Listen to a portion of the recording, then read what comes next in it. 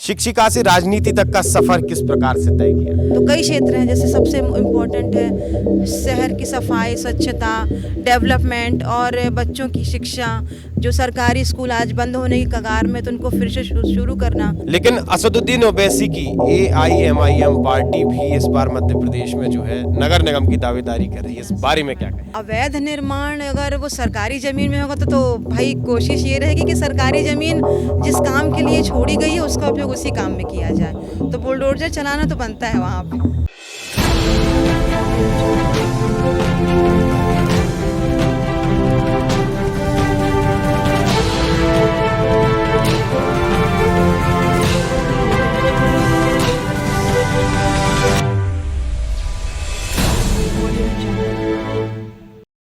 कहा जाता है कि एक शिक्षक मार्गदर्शक होता है।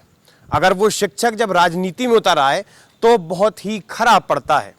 इसी प्रकार से आज हम बात करेंगे मध्य प्रदेश की नगर निगम कटनी से महापौर की भारतीय जनता पार्टी द्वारा उतारी गई प्रत्याशी श्रीमती ज्योति दीक्षित जी से। आपका बहुत बहुत स्वागत है आयुध में। धन्यवाद। सबसे पहली चीज़ तो ये है कि जब मैंने शुरू किया और आपके बारे में पढ़ा था कि पहले आप शिक्षिका थीं, शिक्षिका से राजनीति तक का सफ़र किस प्रकार से तय किया? शिक्षिका मैं शादी से पहले, जब मेरी ग्रेजुएशन पूरी हुई, मैंने PG पोस्ट ग्रेजुएशन किया केमिस्ट्री में, B.Ed किया, तो मेरी एक इच्छा हुई कि मुझे शिक्षा के क्षेत्र में जुड़ना चाहिए। सबसे अच्छा क्षेत्र माना था महिलाओं के लिए। तो मैंने वहाँ पे काम किया, मैंने पढ़ाया, 2-3 साल पढ़ाया। मैंने गर्ल्स कॉलेज में जन भागीदारी के माध्यम से नौकरी भी की, वहाँ पे सर्विस की। और सरस्वती स्कूल, प्राइवेट स्कूल, जो ऑर्डिनेंस फैक्ट्री स्कूल के सेंट्रल स्कूल, इन सब में पढ़ाई। और उसके बाद जो राजनीति, जब मेरी शादी हुई तो अब मेरे हस्बैंड की लाइन ही नेता मतलब राजनीति थी, तो उन्होंने मुझे इसमें उतारा। चूँकि महिला सीट आजकल महिलाओं के लिए 50% आरक्षण बोला गया है सब जगह, तो इस वजह से उन्होंने मुझे इस क्षेत्र में उतारा कि आप इसमें भी अपना योगदान दीजिए। चूँकि अब आप महापौर प्रत्याशी हैं कटनी से, तो आपका मुख्य फॉर्मूला क्या रहेगा जिससे आप जीतेंगे, जो आप समझती हैं कि हाँ ये फॉर्मूला रहेगा जिसके द्वारा? जी, मैं महापौर प्रत्याशी हूँ, तो मैं अभी पूरा अपना प्रयास ये कर रही हूँ कि मैं अपनी पार्टी को विजय दिलाऊं। मतलब लोगों से जुड़ूं, उनसे मतलब अपना पार्टी का जो उन्होंने अच्छे कार्य किए हैं उनको वैसे तो बीजेपी के अच्छे कार्य राज्य सरकार और केंद्र सरकार के सभी को मालूम है, लेकिन मैं चूँकि प्रत्याशी हूँ और सबके सामने जा रही हूँ, तो मेरा हक है कि मैं अपनी बात रखूँ।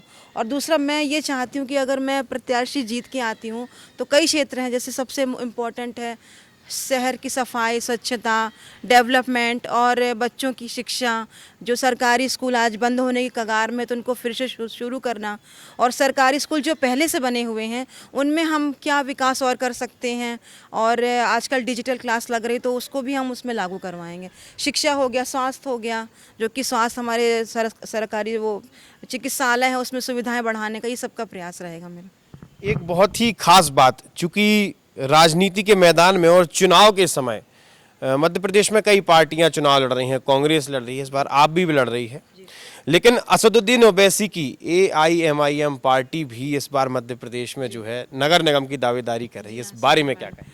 मैंने सुना है अब वो उतारना चाह रहे हैं अपनी पार्टी, तो उतारे। अच्छा, स्वागत है उनका भी यहाँ पे जी, उनके कैंडिडेट का।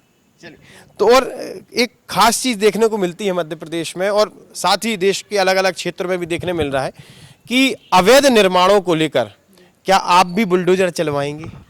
अवैध निर्माण अगर वो सरकारी ज़मीन में होगा तो भाई कोशिश ये रहेगी कि सरकारी ज़मीन जिस काम के लिए छोड़ी गई है उसका उपयोग उसी काम में किया जाए। तो बुलडोजर चलाना तो बनता है वहाँ पे। तो आपके हिसाब से बुलडोजर चलाना बनता है। और सबसे बड़ी चुनौती इस समय आपके सामने क्या है?